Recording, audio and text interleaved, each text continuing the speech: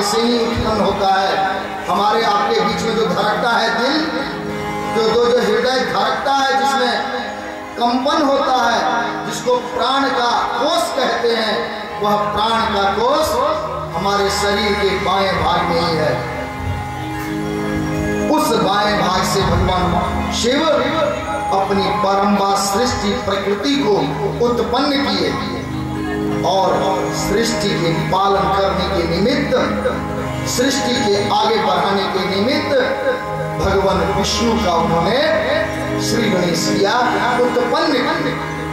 जब भगवान शिव अपने बाएं भाग से उस त्रिलोक सुंदर विश्वमोहन स्वरूप वाले भगवान का उत्पन्न किए, तो त्रिलोक विजयी विष्णु ने पूछा, भगवान मेरे लिए क्या आदेश है?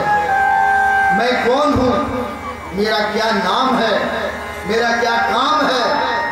मुझे आपने क्यों यहाँ उत्पन्न किया है?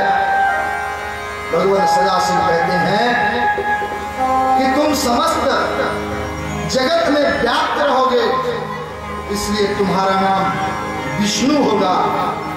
और वो परम परमेश्वर विष्णु, तुम्हारा कार्य सृष्टि को आगे बढ़ाना है और तुम्हारे सृष्टि क्रम में आगे बढ़ाने के लिए अभी तपस्या है। भगवान विष्णु को उन्होंने नाम दे दिया और 12,000 वर्ष तक भगवान विष्णु तपस्या में लगे रहे। जब बहुत दिनों तक 12,000 वर्षों तक तपस्या किए, तो उनके तपस्या करने से, तपस्या के तप से शरीर से जल का प्रवाह उत्पन्न हुआ और उस शरीर के जल के प्रवाह से समस्त लोग जलाप्लावित हो गया। जल का एक नाम नार भी कहते हैं, नीर भी कहते हैं। संस्कृत में जल का पर्यायवाची नीर शब्द है। अभी बोतल में रेल का नीर आता है, रेल नीर। साउथ दक्षिण भारत में चले जाएंगे तो वहाँ लोकाचार में जैसे हम लोग यहाँ जल कहते हैं, वैसे वहाँ नीरू या नीर कहेंगे। अब जिस भगवान के समस्त शरीर से पूरा लोक आप्लावित हो गया उनके शरीर के निकले हुए जल से, उस जल नीर से, इसलिए भगवान विष्णु का एक नाम पड़ा, नारायण पड़ा। बोले नारायण भगवान की जय। ऐसे भगवान नारायण जो जल रूप में थे, नीर स्वरूप में बने भगवान नारायण, और उस नारायण को जब देखे कि समस्त लोक जलाप्लावित है, तो थकने के कारण अब नींद आ गई। बहुत वर्षों तक तपस्या किए, शरीर से जल प्रस्फुटित हुआ, उस जल से तीनों लोग प्लावित हो गया और उनके थकान के कारण वो नींद में चले गए। शिव जी की प्रेरणा से, माया से सोए हुए, उस जल में सोए हुए भगवान विष्णु के नाभि कमल से एक सहस्त्र डंठलों वाला, हजारों डंठलों वाला कमल की उत्पत्ति हुई, कमल का विकास हुआ। वह कमल अत्यंत तेजोमय था, सूर्य के तेज के समान था। उसका स्वरूप कनेर के पुष्प की तरह था।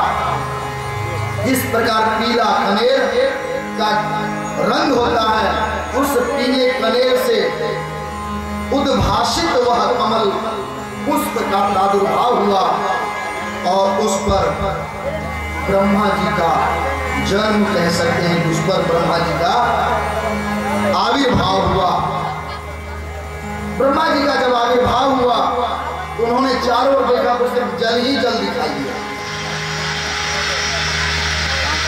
और उस जल ही जल, उनको चेतना नहीं थी मैं कौन हूं, कहां से आया हूं, क्या करना है, कहां जाना है, कौन मेरे पिता है, मेरा आविर्भाव कैसे हुआ, इसका ज्ञान नहीं था। पुनः जब देखे कि मैं उस कमल पर हूं, तो कमल के अंदर ढूंढने के लिए कि मैं इस कमल की उत्पत्ति कहां से हुई है, ब्रह्मा जी उस कमल के नाल में प्रवेश कर गए और ढूंढने लगे कि उसकी जड़ कहाँ है, मूल कहाँ है, जहां से ये कमल की उत्पत्ति हुई है। हजारों वर्षों तक उस कमल नाल में भ्रमण करते रहे ब्रह्मा जी। एक दो दिन नहीं, वर्ष तक नहीं, हजारों वर्षों तक जब भ्रमण करते रहे और उनको कुछ पता नहीं लगा, तब आकाशवाणी के दो शब्द उनको मिला, एक था ट और दूसरा था प। दोनों शब्द मिला ट और प, वह तप मिलाकर बनता है तप। तप ब्रह्मा जी को लगा कि अभी मेरा तपस्या पूर्ण नहीं हुआ है और मुझे जो प्रेरणा हो रही है उस प्रेरणा में मुझे तपस्या करने की आवश्यकता है। ब्रह्मा जी पुनः तपस्या करने लगे और जब पुनः तपस्या में बैठे, कई हजार वर्ष तपस्या करने के बाद उनको चेतना लौटी और तब उन्होंने देखा कि जिस कमल पर हम विराजमान है उस कमल का एक छोर, एक भाग, एक उसका मूल भगवान विष्णु के नाभि कमल से उत्पन्न हुआ है। श्रोताओं, मैं आपको स्पष्ट रूप से ये बताना चाहता हूं, कथा हर पुराण के अलग अलग हैं। कल्प भेद से एक पुराण में भी दो प्रकार की कथाएं मिलती है। प्रत्येक कल्पों में अलग अलग कथाएं हैं। शिव पुराण की कथा और भागवत पुराण या हरिवंश पुराण या देवी भागवत पुराण, थोड़े बहुत सब में भिन्नता है। तो इस कथा में, शिव पुराण में इस कथा में थोड़ी सी भिन्नता है और इस कथा के, शिव पुराण के अनुसार ब्रह्मा जी को जब विष्णु से साक्षात्कार हुआ तो दोनों में बातचीत हुई। आप कौन हैं? उन्होंने कहा कि मेरा नाम विष्णु है, मैं पर ब्रह्म शिव के द्वारा उत्पन्न किया गया हूं और मेरा नाम विष्णु होने के कारण तपस्या के बाद यह जल प्लावक में मुझे शयन कर रहे थे। ब्रह्मा जी ने कहा मुझे तप तप जो दो शब्द मिले, दो अक्षर मिले थे, मैं तपस्या किया और उसके बाद आपका स्वरूप दिखाई दिया। वो जो स्वरूप था भगवान विष्णु का, उसी का एक श्लोक है, करारविंदेन पदारविंदम मुखारविंदेन, करारविंदेन मुखारविंदम पदारविंदेन विनिवेशयन्तम पटस्य पत्रस्य पुटे शयानम बालम कुंदम मनसा स्मरामि। भगवान विष्णु भी उस समय बड़े छोटे से थे, इतने छोटे थे कि बरगद के पत्ते पर जैसे लग रहा था कि छोटा सा बच्चा तैर रहा है।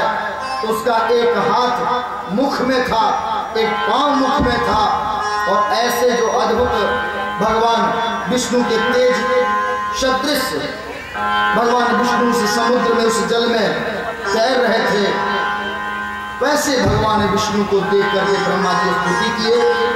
बातचीत हुई और बातचीत हुई तो हुआ कि दोनों आदमी ऊपर आए और तभी उनके बीच में जो कथा एक चर्चा हो चुकी है, ज्योतिर्लिंग प्रकट हुआ और ज्योतिर्लिंग प्रकट के उत्तर भाग में भगवान विष्णु, दक्षिण भाग में नारायण ब्रह्मा, और उसका आदि और अंत नहीं प्राप्त कर सके। भगवान शंकर वहां आकर के विष्णु को भी दीक्षा देते हैं, कहते हैं कि यह मेरा ज्योतिर्लिंग है और आप मेरे ही माया से मोहित हो रहे हैं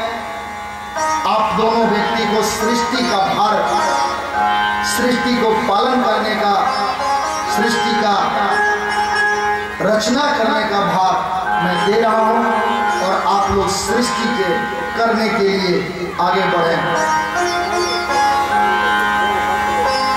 जब ब्रह्मा और विष्णु शंभ सदाशिव शिव के एक इशारा मात्र पर सृष्टि का पालन और रचना करने के लिए उद्यत हैं, तो भला हम लोग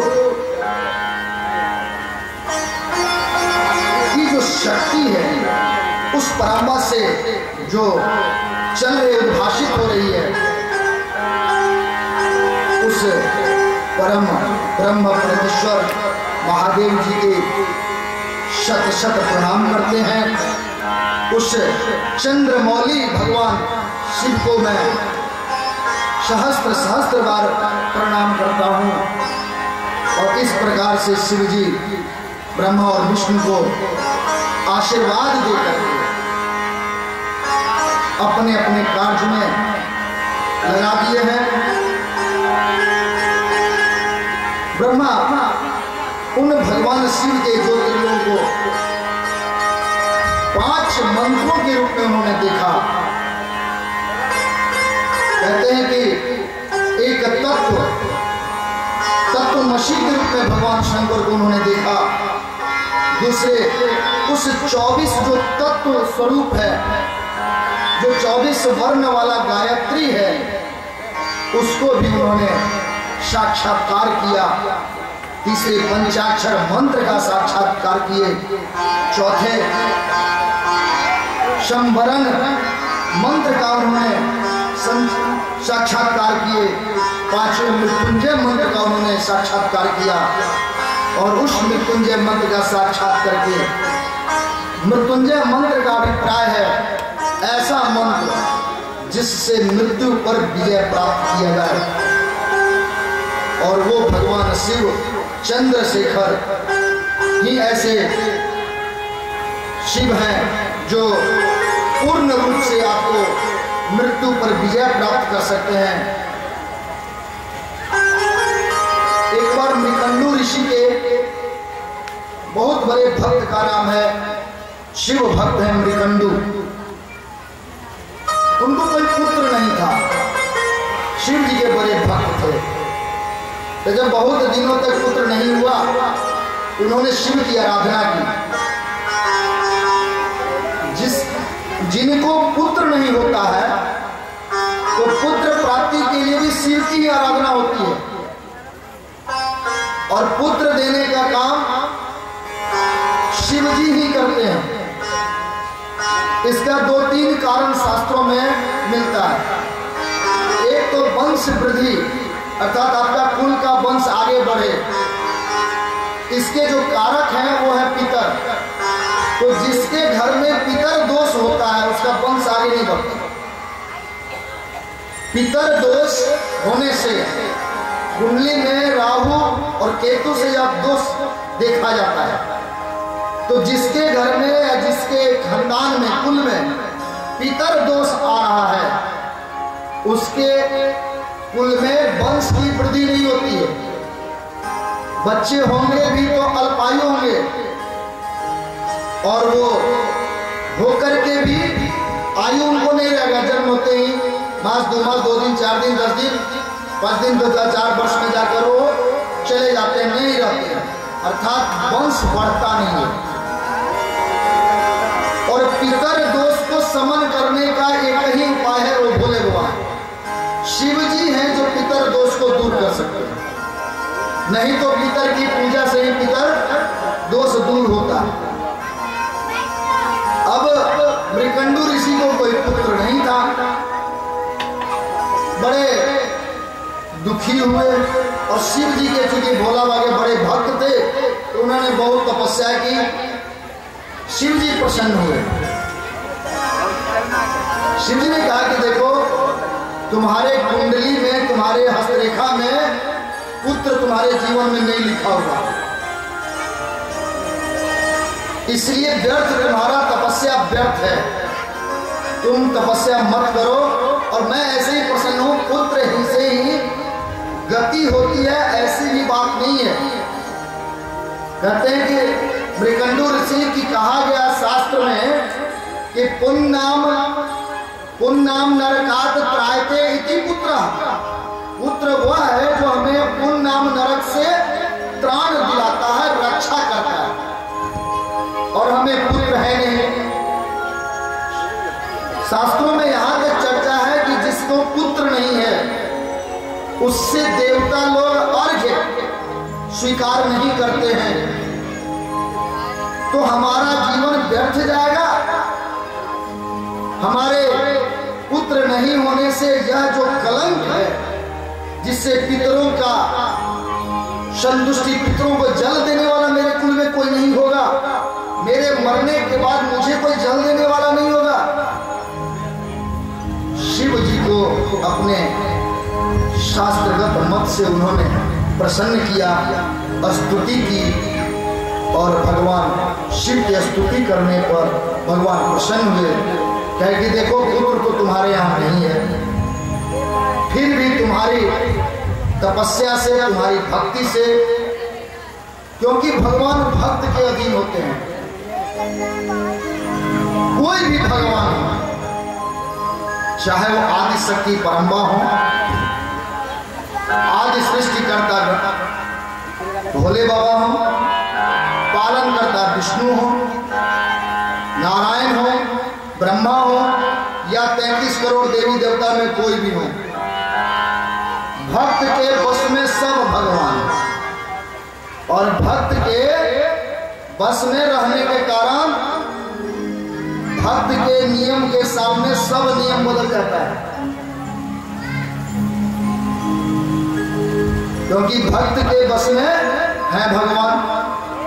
अब तो मृकंडू ऋषि भोले बाबा को प्रसन्न कर लिए, और भोला बाबा वहां पर किंग कर्तव्य विमूढ़ हो गए, क्योंकि भक्त के बस में है। कहे कि चलो तुम्हारे कुंडली में, तुम्हारे कुल में तो कोई पुत्र नहीं है, लेकिन तुम्हारे भक्ति के कारण, तुम्हारे भक्त से प्रसन्नता के कारण मैं तुम्हें आशीर्वाद देता हूं। तुम्हारे कुल में, तुम्हारे यहाँ पुत्र उत्पन्न होगा, लेकिन एक शर्त है, वह पुत्र अल्पायु होगा। मृकंडू ऋषि को पुत्र नहीं था। शंकर जी ने कह दिया तुम्हारे खानदान में, तुम्हारे हस्तरेखा में पुत्र नहीं है, इसलिए पुत्र की याचना मत करो। जब उन्होंने देखा कि चलो कह रहे हैं कि अल्पायु पुत्र हो, तो उन्होंने सहर्ष स्वीकार कर लिया कि महाराज, हे भगवान, भले अल्पायु पुत्र ही, कम से कम 5 पुत्र का जो कलंक है ये तो समाप्त हो जाएगा। कम से मैं पुत्र का मुख तो देख लूंगा। अभी जो देवता हमारे अर्घ्य स्वीकार नहीं कर रहे हैं निपुत्र होने के कारण, ऐसा तो समाप्त हो जाएगा। शिव जी ने आशीर्वाद देते हुए कहा कि अल्पायु तुम्हें पुत्र होगा, और वह अल्पायु पुत्र का आशीर्वाद लेकर के मृकंडू ऋषि अपने तपस्थली में आ गए, और कुछ ही समय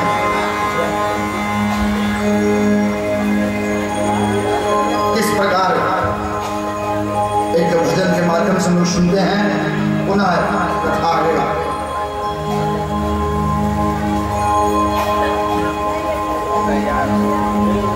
बाबा हमारे बहुत दयालु हैं, मारने की देर है, क्या नहीं देते।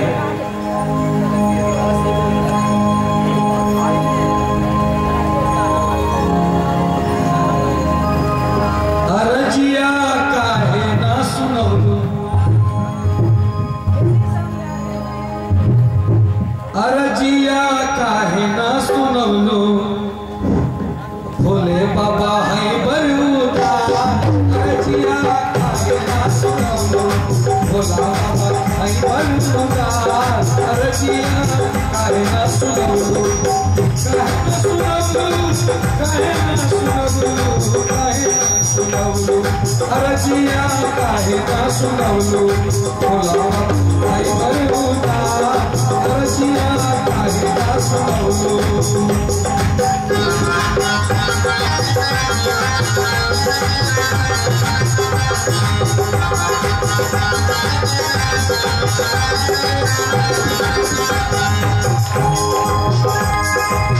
कांवर सजवलो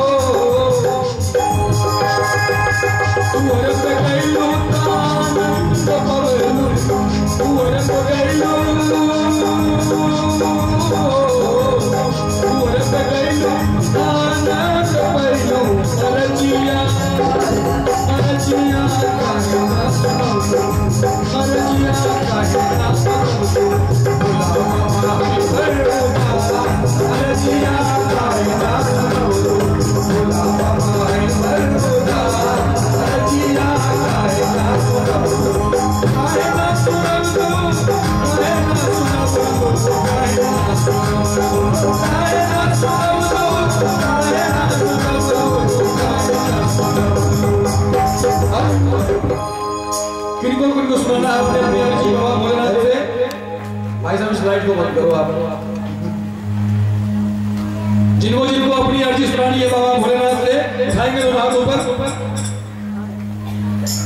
और जिनको शर्म आ रही है आंख बंद कर ले।